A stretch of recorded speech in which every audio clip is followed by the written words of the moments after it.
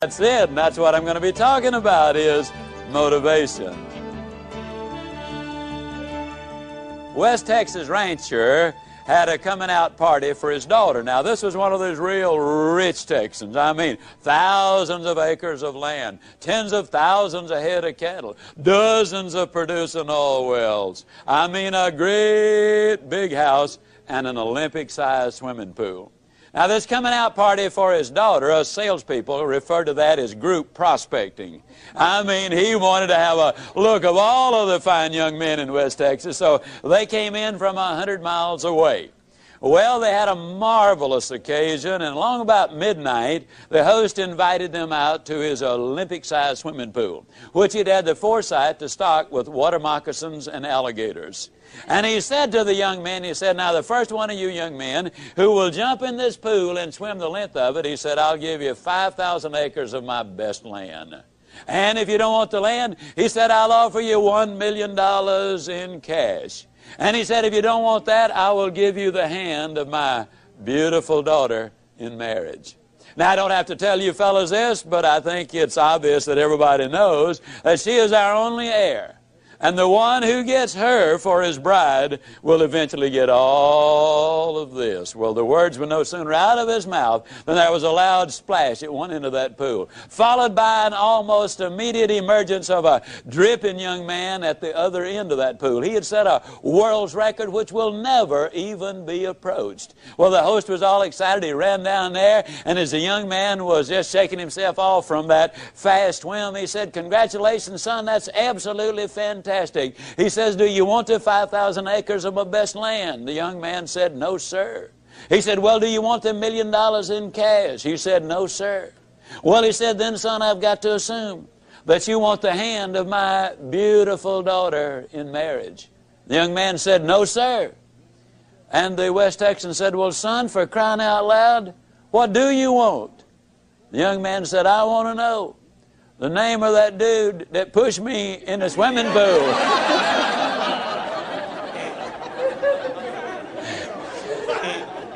Now, I think we'll all agree that he was motivated. But I think we'll also agree that most people are confused about motivation. One of the favorite questions the media often ask me is, Mr. Ziglar, now you're going to do this 4-hour seminar. Yep, that's right. And you're going to get the people all motivated. I said, I sure hope so. That's what management brings me in for. Well, let me ask you a question, Mr. Ziglar. Where will these people be a month from now, 6 months from now? In other words, Mr. Ziglar, tell me, is motivation permanent? Well, I got to look at you folks and say, no, motivation is not permanent. But then neither is bathing. But that doesn't mean I don't approve of bathing. As a matter of fact, I strongly encourage it. Eating is not permanent unless you don't eat, and then pretty soon your condition will be permanent. No, motivation is not permanent for the simple reason that we've got demotivation, which takes place every day of our lives. There's more confusion about motivation and positive thinking than just about anything that I have ever encountered. I believe in this presentation, though, we're going to be able to clarify much of that for your benefit, and more importantly, share with you how you can keep the motivation and the positive thinking going. Positive thinking won't let you do anything. I get so annoyed when I hear some people enthusiastically stand up and say, man, with positive thinking, you can just do anything. Just believe it in man. Think about it positive enough, you can do it. I believe that's ridiculous. See, I'm 60 years old. I don't care how positive I got. I could not whip a boxing champion. I don't care how positive I got. I could not play football in the NFL or the basketball in the NBA. I don't care how positive I got, I couldn't perform major surgery on you and have you live. Nor could I give you a lecture on nuclear physics.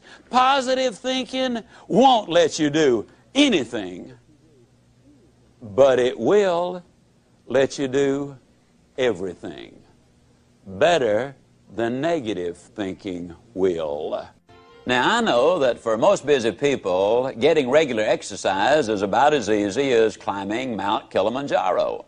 but it can be done. You've just got to have a plan. You've got to set some goals, because it's just as difficult to reach a destination you don't have as it is to come back from a place you've never been. Unless you have definite, precise, clearly defined goals, you will not realize the maximum potential that lies within you. And this applies to every aspect of your life, not just to exercise. Now, here's some steps you can take towards that end. First, identify your goals, and next, set a deadline for reaching them. Make a list of obstacles you have to overcome to reach your goals. Identify the people who can help you overcome those obstacles, and make a list of skills you have and those you need to achieve your goals, and then develop a plan. Now, a word about goals themselves. There are 7 different kinds of goals. There are physical, financial, spiritual, career, family, mental, and social. And these 7 types of goals share several characteristics. First, to be effective, they must effect change. We must have some big goals, because thinking big creates the excitement necessary for accomplishment. Second, you must have some long-range goals so that short-range frustrations don't stop you in your tracks. Occasionally, circumstances do arise that are beyond your control, and oftentimes obstacles such as market changes, sickness, accidents, or family problems can be pretty intimidating. But by keeping your eye on the prize, you will find that the excitement of winning that prize will carry you through the tough times. Third, if you don't have daily objectives, you qualify as a dreamer and not as a doer.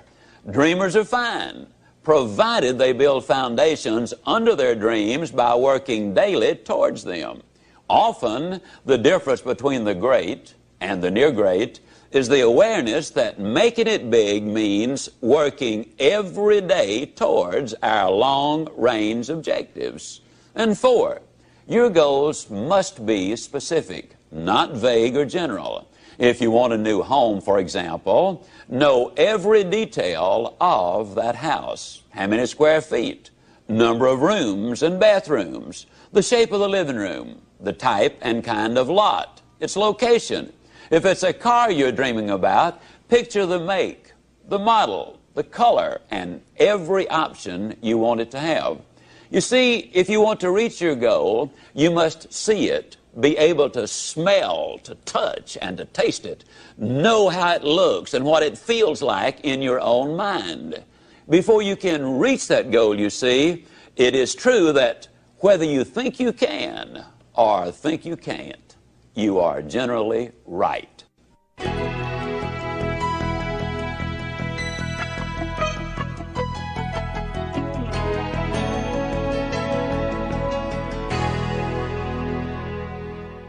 Step number 6, you need to feed your mind with the good, the clean, the pure, the powerful, and the positive. Let me ask you a question. If I were to come into your living room one day with a pail of garbage and dump it on your living room floor, what do you think you'd do? I bet I can answer the question. You would either get your gun and say to me, "Now, Ziglar, I'll bet you can clean that up." Or you'd get on the telephone and you'd call the police. Or you'd whip me as long as I was there. Those are things you would probably do. I mean, and then for months you'd be talking about this crazy guy came in my home, dumped garbage on the floor, ought to shot him. As a matter of fact, I wish I had. But we could clean the garbage up off your living room floor. But what about the garbage that we dump in our mind every single day? Einstein said that it takes 11 correct inputs to overcome one incorrect input. And a lot of the things which go in our minds and in our children's minds is not a thing in the world but pure garbage. I would ask you to do this. Evaluate what you read and what you view. Evaluate it in this light. Will this really help me to accomplish my objectives in life? Or is this going to be a deterrent to me accomplishing my objectives in life? Remember, you're what you are and where you are because of what's gone into your mind. And you can change what you are, you can change where you are by changing what goes into your mind. Now, as you probably suspect, I'm an absolute enthusiast about the cassette recorder. I believe it's the most fascinating educational tool that we have in our country. I was a visiting scholar for the University of Southern California for 2 years. One of the things they discovered was that if you live in a metropolitan area and drive 12,000 miles a year, that in 3 years' time you can acquire the equivalent of 2 years of college education. You can learn virtually anything you want to know about finances, foreign languages, the Bible, how to set goals, how to close sales, how to plan your life. You can learn so many things while you're there in your car. Feed your mind. Second thing I would encourage you to do is start reading something good every day. Did you know if you read 20 minutes a day and you're an average reader, that at the end of the year you will have read 20 200-page books, and that the average American only reads one good book a year? Think of what an advantage that will give you over the competition in whatever field you're in.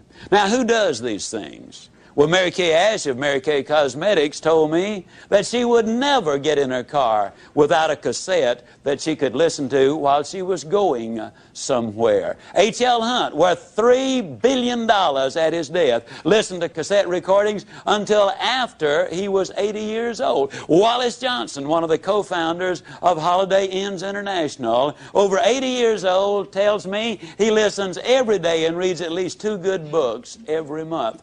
Alan Bean, one of the astronauts who walked on the moon, told me that the astronauts on their way to the moon and back, and please understand, these people have the best self-images, the most clearly defined goals, the most positive mental attitude. They're the most confident, competent people as a group maybe that our country has. But these people were listening to motivational recordings on their way to the moon and back.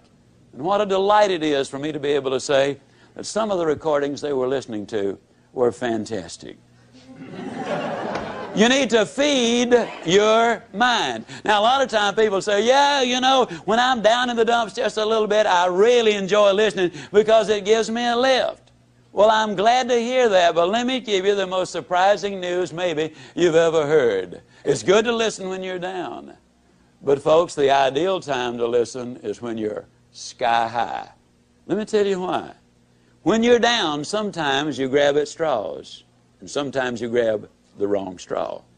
Also, a lot of times, and here's the real benefit to listening, it triggers your imagination, stirs up all of the stored information which you already have in your mind, and a lot of the good ideas then come forth. But if you're too down to accept them, then you turn away the very best ideas of all.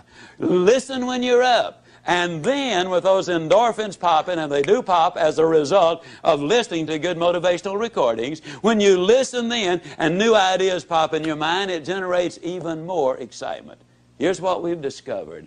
You need to listen at least 16 times to get the complete message. That's the reason I say listen to this over 16 times, because you will get all of it then. It will become a part of you. Let me say it again.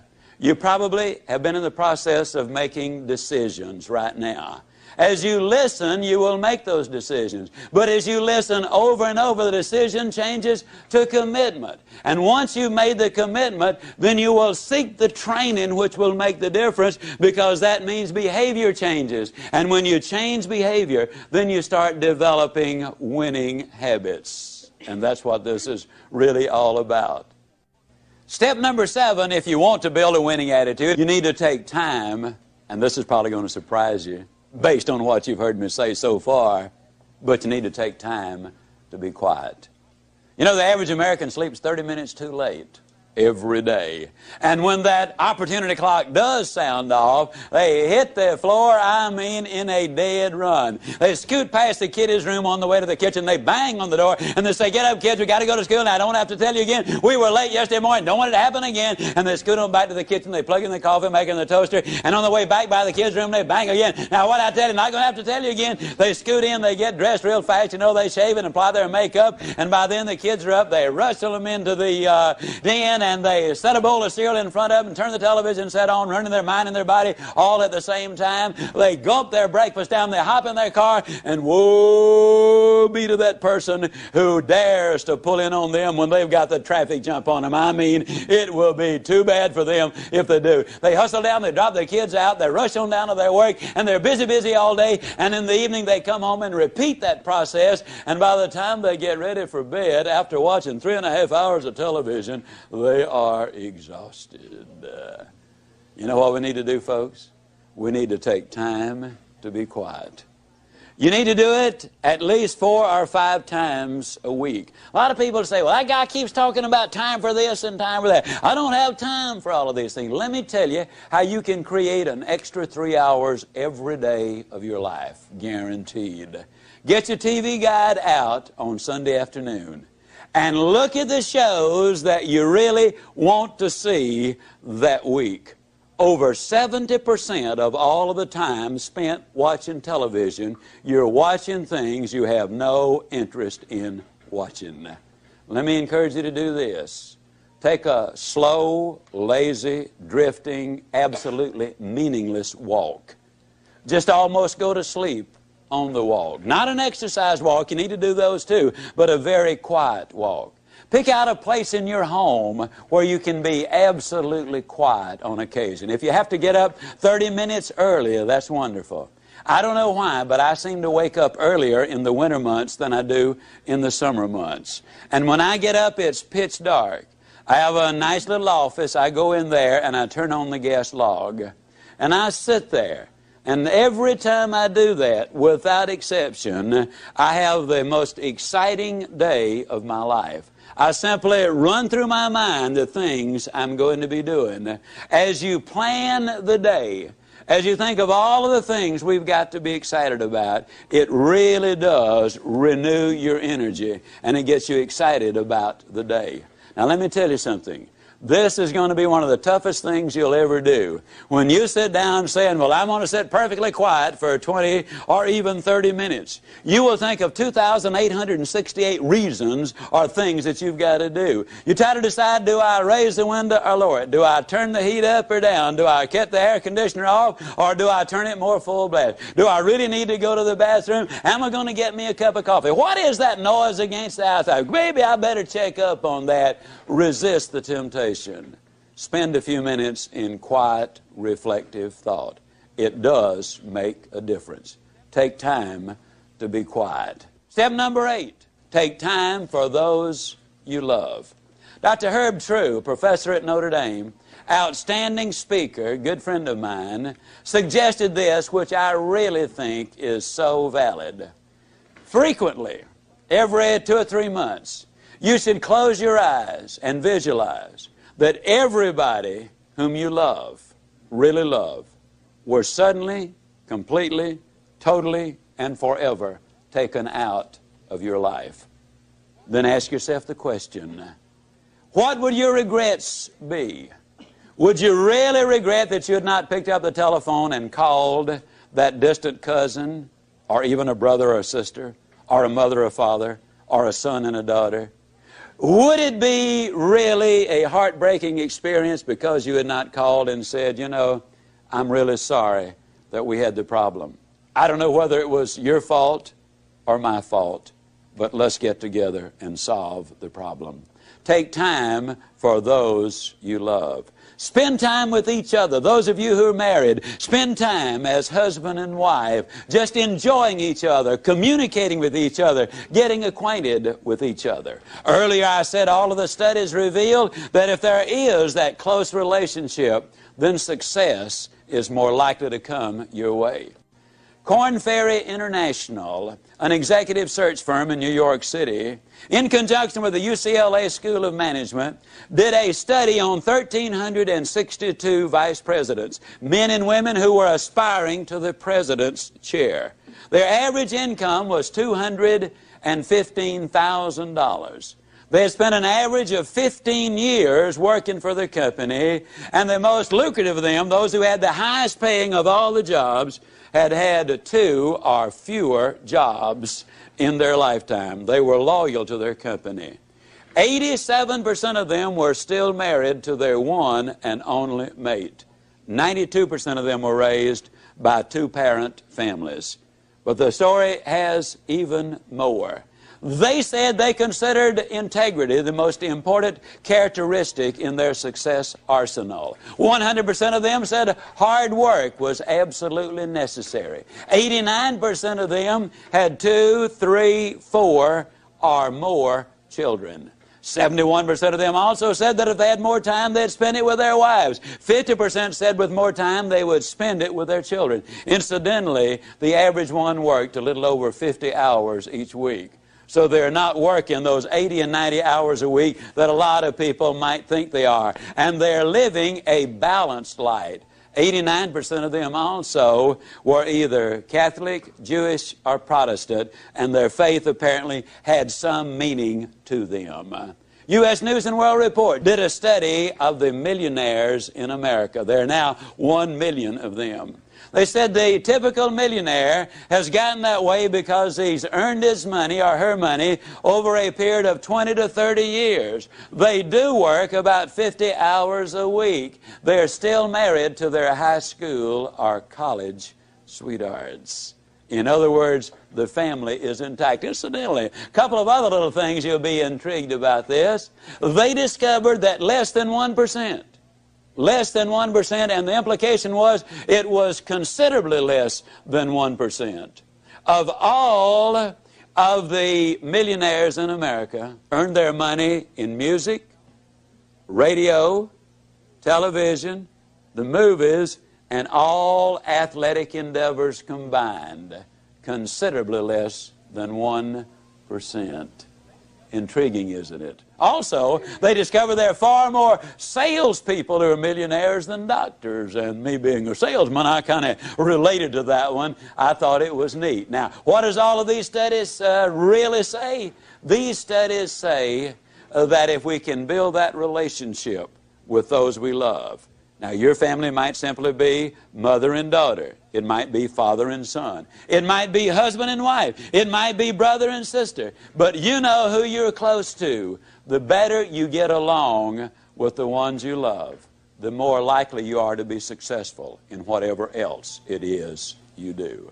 Now, what do these steps involve? Let's do a very quick review of them. Those 8 steps, number 1, we decided we would not judge the day by the weather. Number 2, we'd learn to look for the good in every situation and every person. Number 3, we would greet people properly, whether it was on the telephone or in person. Number 4, we would identify the go-lights of life for what they really are. Number 5, we would take care of our physical body. Number 6, we would daily feed our mind with the good and the clean and the pure and the powerful and the positive. And number 7, we would take time to be quiet, to recharge our batteries. And number 8, we would spend time with those we love.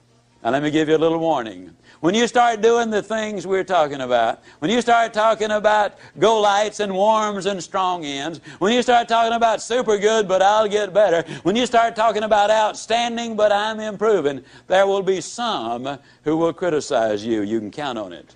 But let me tell you this, since the beginning of time, nobody has ever erected a statue to a critic.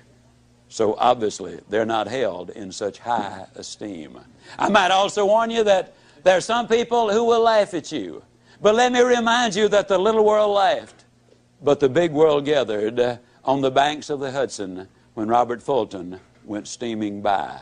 The little world laughed, but the big world was at Kitty Hawk when the Wright brothers made that historic flight. The little world laughed, but the big world was tuned in when Alexander Graham Bell made that phone call that open the lines of communication which are so important today. The little world might laugh as you set out on your objective, but let me point this out. The big world is going to be right there at the finish line, cheering you across.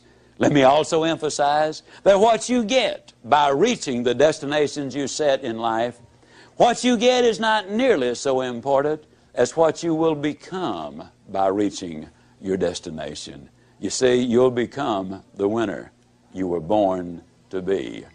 Buy these ideas, do these things, take these steps, follow these procedures, because if you do, I can close by saying, do these things and I definitely will see you. And yes, I do mean you at the top.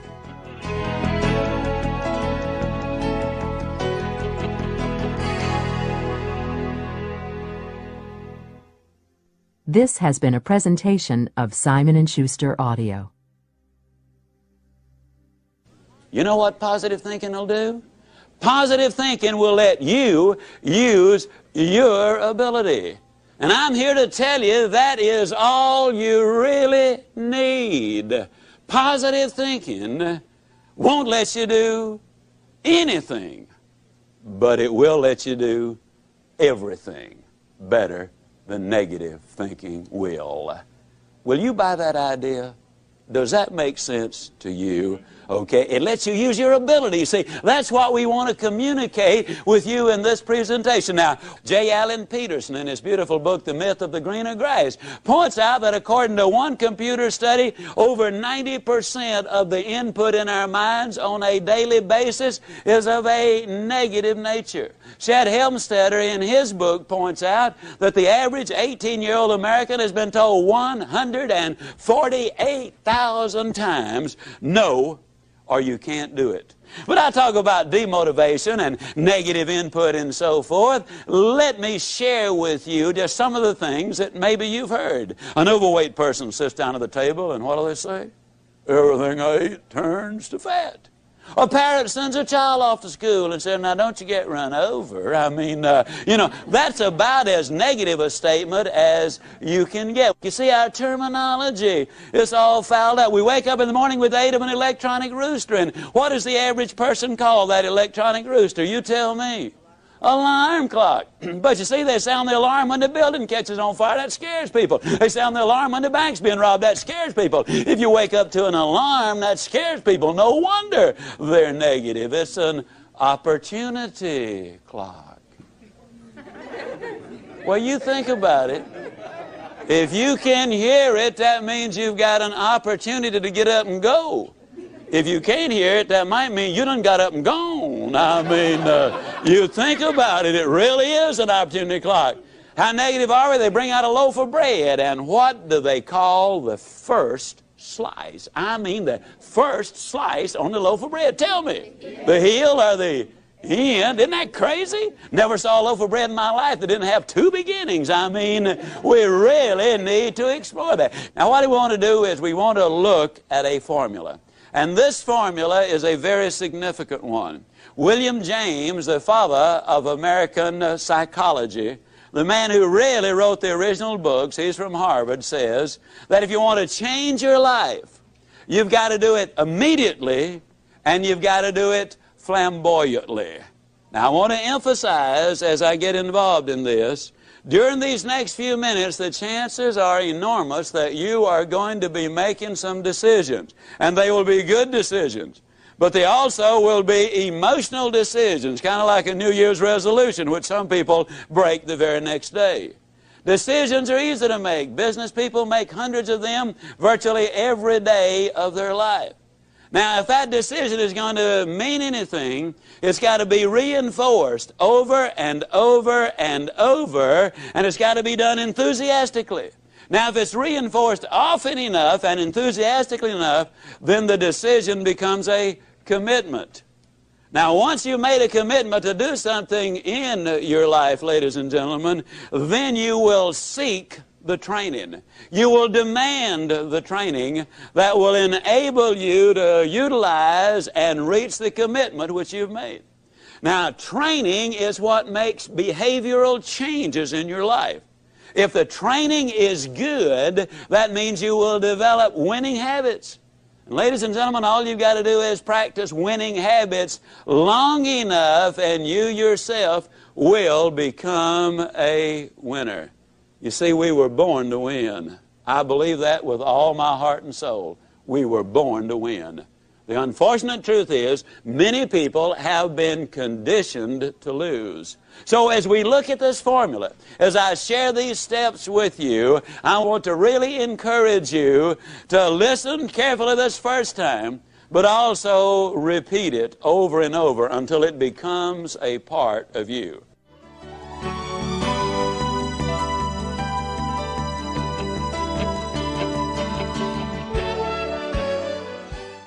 To break a bad habit, smoking, drinking, habitual lateness, being overweight, whatever, the first and most important thing you must do is decide that you really want to change. That is a decision you and only you can make.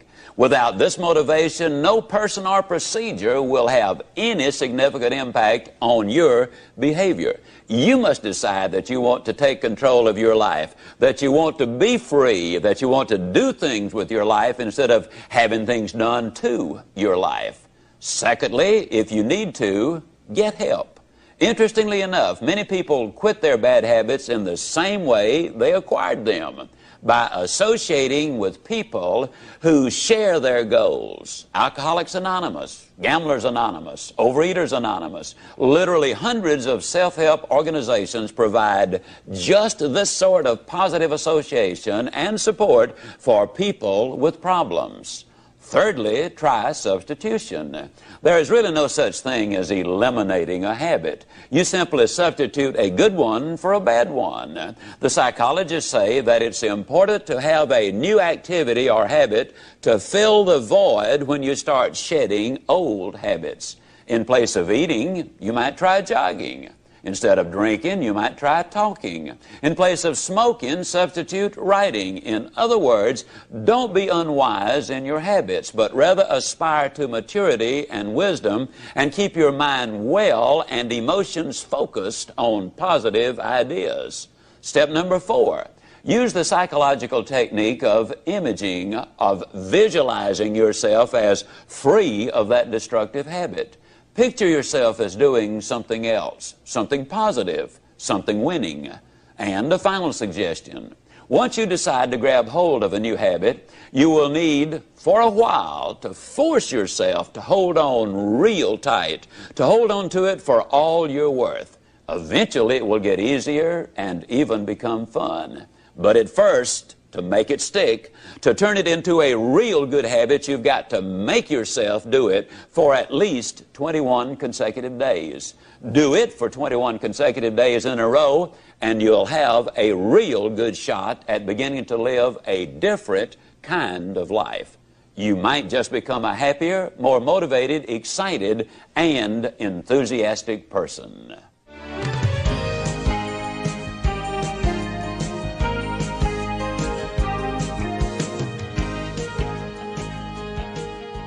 Step number 1 is never judge the day by the weather. Now that sounds like a very simple thing, but suppose the weather is miserable. Does that mean you're going to decide to have a miserable day? That doesn't make any sense, does it? And yet a lot of times when I'm talking with people, I'll say, how you doing? Well, they'll say, you know, with this weather, what can you expect? As if the weather was the only factor. I'll never forget when my beautiful middle daughter was born. Dreary, bitterly cold, cloudy, overcast, snowy day. Oh, it was an ugly day. But do you think when I looked at that beautiful daughter of mine that I had any concern about the weather out there? Step number 2, you need to learn to look for the good in other things and in other people. Now that's very, very important. Forbes magazine had a most intriguing article. They were talking about successful entrepreneurs. And in this article they point out that an incredibly high percentage of those entrepreneurs make their money in a new location. Now, the new location did not matter whether it was north, south, east, or west. It did not matter whether it was rural or urban, but they invariably, or oftentimes, I should say, made their money in a new location. Now, why is that? Very simple. When they go in the new town, they are the new area, they're not familiar with the bureaucracy. They're not familiar with the problems. They don't know the things which cannot be done. They go in with extraordinarily high expectations. And expectations in life, ladies and gentlemen, are so important. You see, you're going to find what you are looking for. We have a seminar in Dallas which people attend from all over the world. We try to get the corporations and other people to send husbands and wives together, because our research indicates that if the team functions together, they both will do better in whatever it is they do. There's one company sent in 4 couples. We have a little process whereby we separate the people into little groups, so one section of where we got about 8 or 10 people, another one where we got about 20 people, and then we have the general get-together 3 times a day. Well, in the individual groups, they do a lot of role-playing and participation. They're very busy. And every time an individual says or does anything, the other members of that other group write them a little note that says, "I like Jean Smith because." And then they use some specific observable behavior that they like about her. At the end of the 3 days, each one there will have from 1 to as many as 200 of those little slips. You're talking about motivators. People get excited about it. Well, these 4 couples really got turned on, and we finished at about 8:30 that evening. They went out the first night to a very late dinner at one of Dallas's finest restaurants. They hit the jackpot with a waiter. He had been there over 20 years, been a waiter over 25 years. He was professional in every way. He was there when he was needed, but he did not join the party. He was friendly, but he was not familiar. At every need, he was there. He was really great. There was a lot of interchange. They got his name. When they left, because he had contributed so much to the enjoyment of the evening, they left him a 25% tip, which is significant in a very expensive restaurant. Also, each one of them wrote him one of those little slips of paper, "I like because." And they walked out the front door. They'd gotten about 100 feet when they heard his voice from the rear saying, "Wait a minute, folks, wait a minute." And it was the waiter running up to them. He was waving those 8 slips of paper. He said to them, "You know, I've been a waiter over 25 years. I've been here over 20 years. And then he broke down. And they said he could not talk for what seemed like forever. It probably was no more than a minute. He finally regained his composure, and he said, "You know, this is the nicest thing that has happened to me in 25 years as a waiter." He said, "I'll never forget tonight." And he turned and walked away. Calvert Robert says that there are over 3 billion people on the face of this earth who go to bed hungry every night. But he says there are 4 billion people on the face of this earth who go to bed hungry every night for some sincere, honest appreciation, a compliment, if you will. The waiter story has 2 bottom lines. Bottom line number 1, wouldn't you love to have been at the next table that waiter served? Don't you know they got the best service anybody has ever gotten in a restaurant since restaurants opened to serve the public? But the real bottom line, and the real reason I tell the story, is this. The waiter said it was an occasion he'd never forget, the most important event of his 25-year career as a waiter. His benefits are enormous. But as great as they were, every last one of the 8 received an even greater benefit. It's absolutely true, folks. You can have everything in life you want if you will just help enough other people get what they want. Step number 3. If you want to build a winning attitude, you need to know how to greet people properly, in person and on the telephone. Have you ever noticed that most people absolutely don't even know how to answer the telephone? I challenge you. 2 of you get together. Look up 10 numbers separately in the yellow pages and swap numbers. I'll guarantee you, you will be unable to identify more than 3 of the companies you call based on the way they answer the telephone. They snatch the phone off the hook as if it were an intrusion. What do you mean, dial this number? I wouldn't bother you. Good morning, Lord, company. And you have no more idea than a goat who you've called. When our lady answers the telephone, she says, good morning. And you know it is not a recording that you got. Then she makes a motivational speech. Not as long as the ones I make, but she makes a motivational speech. She says, it's a great day. And people often say, Ziglar, is it always a great day? It sure is, and if you don't believe it, you just try missing one of them. It's a great day. And then she identifies the name of the company.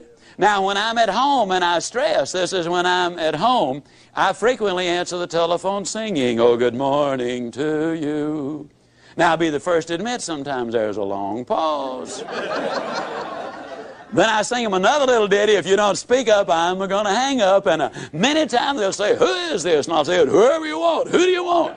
Man, you sure do feel good today. And I say, yes, many years ago I decided I was going to feel good today. Now when you greet people personally, you ever notice how people greet each other? How you doing? Not too bad. How you doing? Fine, so far. How you doing? Good, since it's payday. How you doing? Okay, since I get off in 22 minutes. And don't you love it when one of them pulls himself up to the full height and say, well, under the circumstances.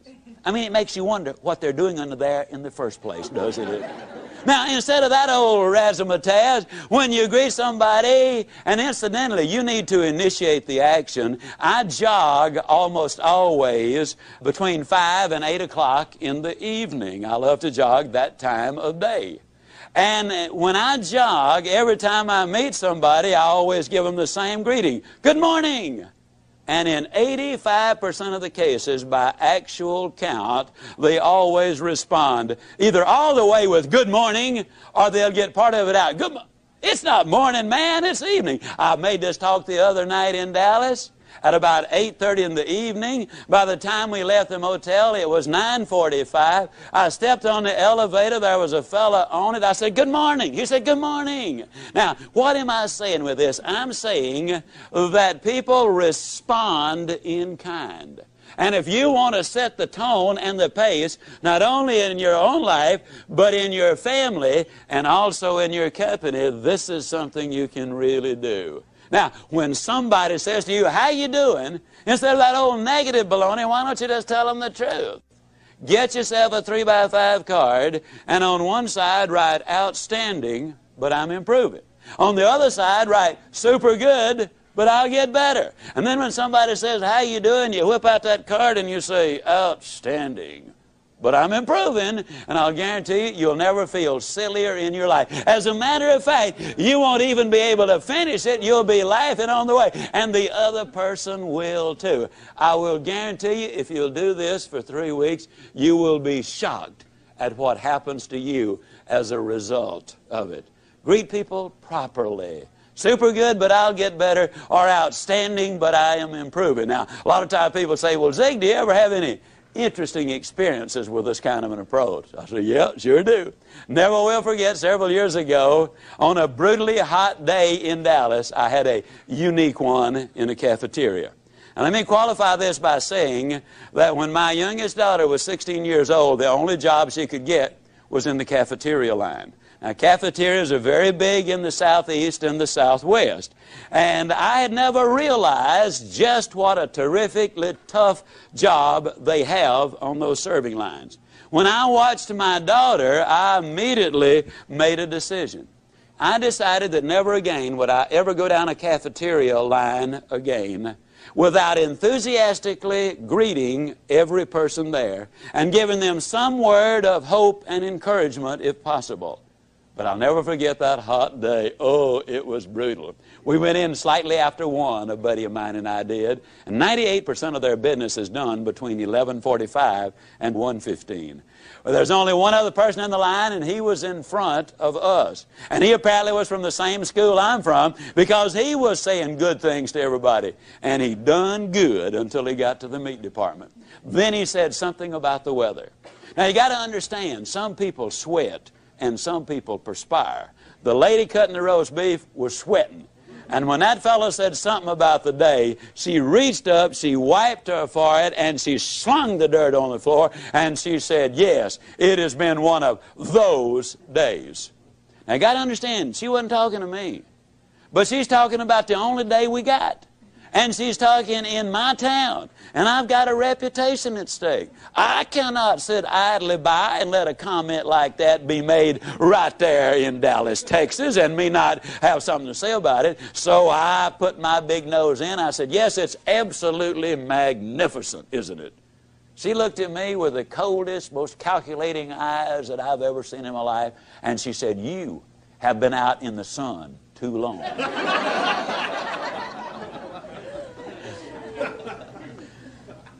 I said, no, ma'am, I've just gotten back from overseas. And I have seen children without any clothes to wear. And I've seen grown men and women without any food to eat. I've seen sanitary conditions which would turn your stomach to an incredible degree. I've seen poverty beyond your wildest imagination. And I look at you and you're young and you're pretty and you're healthy and you're working. And I know that if you really buy in to the American free enterprise system and give this job which you've got absolutely everything you've got, I know that you can move right up in this company because I'm familiar with this company. And I know that someday you can manage this restaurant or another one like it. And who knows if you really buy into the American dream, but what someday some investors might look at you and decide they wanted you to become a part owner in the enterprise. Personally, I thought it was a magnificent, off-the-cuff, impromptu speech. And I knew that she was grateful for it. I knew that she was especially grateful for the fact that I'd taken my valuable time and given her these priceless insights which were going to make a difference in her life. And I knew she wanted to thank me for doing it, but for fear she might have missed her cues, I decided to give her a little lead-in. I said, now you feel lots better, don't you? She looked at me with even more disgust and said, you are sick.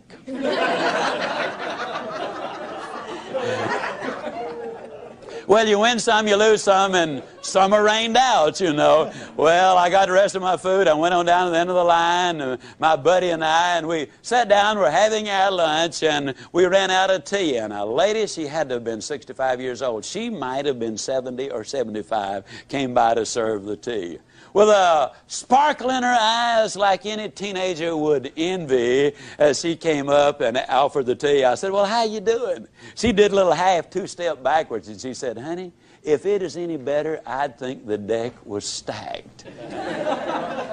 I said, why don't you go tell those ladies on the serving line that? She said, oh, no. She said, if I fool around with them, I'd end up being just like they are.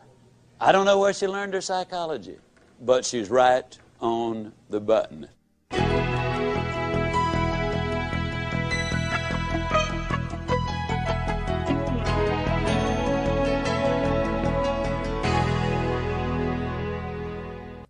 When I say it's important to greet people enthusiastically, I'm really talking about having the right attitude, being positive and upbeat. Having the right mental attitude is one thing most professionals agree on because it is the main reason for the success of any project. In short, your attitude is more important than your aptitude. Now, here's where you come in. You can alter your life by altering your attitude. You are not stuck with the attitude you have. Good, bad, or indifferent, your attitude can be changed. So, how do you get up when you're down? Well, first, you recognize when you are down. Ask yourself, do I feel really down? Do I resist change? Am I negative when others are trying to be positive? Am I a put-down artist? Would I rather say no than yes? Second, understand that there are seldom, if ever, any hopeless situations. Only people who lose hope in the face of some situations. Third, know that the condition is temporary and can be changed. Fourth, you schedule your downtime. Set a time limit on how long you plan to stay down. A couple of hours for minor things, maybe a few days, even a week for the bigger disappointments in life.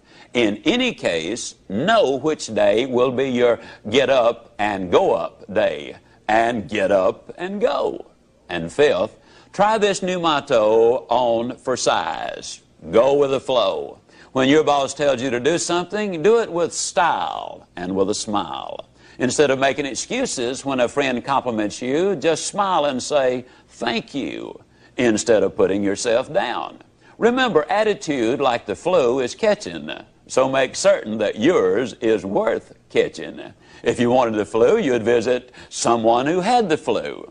To catch the right mental attitude, you must go where it exists. So begin by associating with positive, energetic people and avoid the naysayers. And before long, when someone asks you how you are, you'll respond in a positive and enthusiastic manner.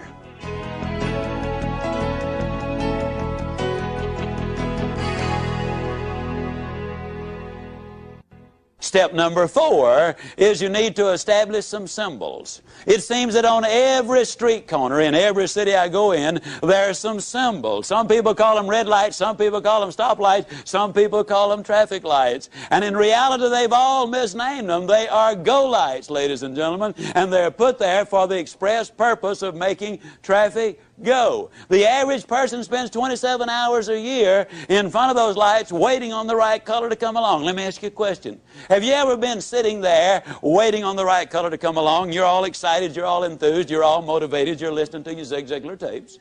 And as you sit there, you look out the side of your eye and you can't believe it. Here sits a dude over there and he's waiting on the right color to come along too. He's got a good and firm grip on that steering wheel. I mean, he doesn't want that car to go anywhere. And he's talking to that light up there, you know, and you watch him a minute, you can't believe it. He's got his foot on the accelerator. He's racing the engine to change the color of the light. How many of you have actually seen some dodo sit there racing a car motor trying to change the color of the light? Can I see your hands? Now, folks, I hate to be negative. Matter of fact, I won't be negative. I'll be like a little boy came home from school one day and said, Dad, I'm afraid I flunked that arithmetic test. His dad said, son, that's negative. Be positive. He said, Dad, I'm positive I flunked that arithmetic test.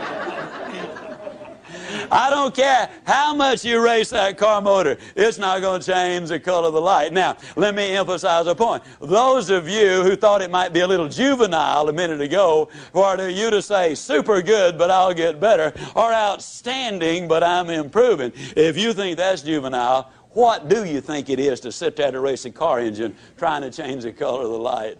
Good friend of mine, Bernie Loftic, Winnipeg, Canada, most positive man on the face of this earth. I know he is. Bernie's so positive he's never had a cold. Every once in a while he has a warm. Bernie is so positive he won't even talk about the weekend. He calls it the strong end. And you say, now wait a minute, Ziglar. Go lights, warm, strong end. Is all of that necessary? No, you can be mediocre without it. Mediocre? Who's that dude think he's talking to? Doesn't he know that I'm president of my own company? Mediocre? Doesn't he know I'm worth over $5 million? Mediocre? Doesn't he know that I was #1 in the whole region last year and the year before? Mediocre? Doesn't he know that I've got my PhD? Well, bully for you. I still say mediocre. You see, success is not measured by how you do compared to what somebody else does. See, you might have 10 times the ability. Success is measured by how you do compared to what you could have done with the ability which you have. You see, what I'm talking about is for you to be #1. Oh, I don't believe everybody can be the biggest and the fastest and the strongest and the smartest, but I believe you are #1 when you get up in the morning and say, today, I'm going to give it my best shot. I believe you're #1 when at the end of the day you can honestly look in that mirror and say, today I gave it my best shot. That's all anybody can ask of you. And you know what? With the ability you have and the attitude you're developing, your best shot is all that is required. You'll be #1. Step number 4, establish those symbols. The next time somebody asks you how to get from here to there, Don't say go down to the second stoplight and turn right. Instead, write yourself a little note for the first few weeks. Put it on the dash of your car. Remember, there are go lights. And then when somebody asks you for directions, you'll be ready. You say you go down to the first go light. And you can't say go light with a straight face if your life depended on it. And you know what? You'll grin from ear to ear. The mind is an associating machine, and I'll guarantee you, you'll get results. Step number 5 to build a winning attitude. To be up 90% of the time and on when you need to be. This one begins with a question. Is there anybody here who has a thoroughbred horse worth in excess of $1 million? Okay. If you did have a thoroughbred horse worth over $1 million, would you keep him up half the night, let him drink coffee and booze and smoke cigarettes and eat junk food? What about a $10 dog? $5 cat? You know, actually, you treat a $5 cat better than you do a $1 billion body.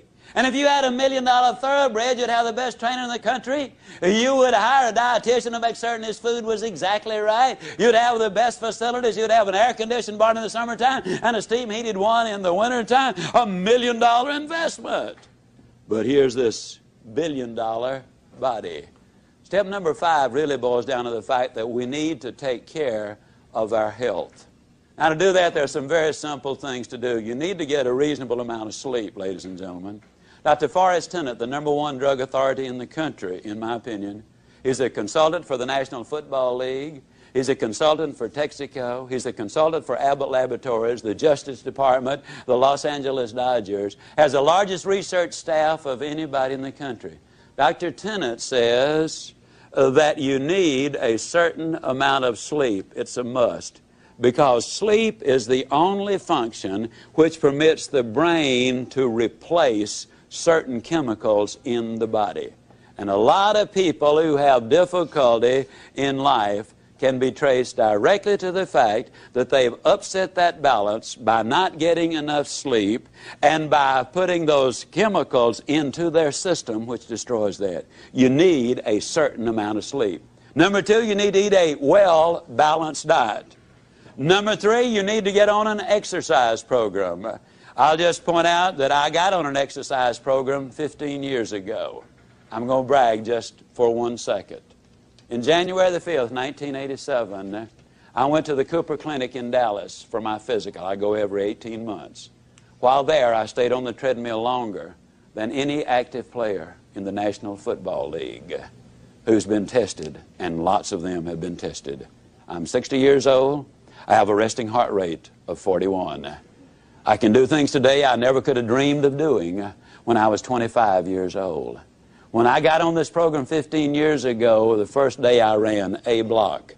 I'm here to tell you that a good exercise program will make a dramatic difference in your life. If you're over 30 or over 30 pounds overweight, get medical advice before you get started. Be sensible about it. Do not try to be a weekend hero and end up in serious trouble. Take care of yourself, but do what is necessary to get in shape physically. Now, a lot of people say, well, Zig, I know you're terribly busy. When do you have time to run? Well, I am so busy I don't have time not to run. That's a literal truth. You see, when you exercise, you activate the pituitary gland. The pituitary gland floods the system with endorphins. Endorphins are over 200 times more powerful than morphine. And the result is you end up on a natural chemical high. And for the next 2 to 5 hours, you're far more productive, far more creative, far more energetic.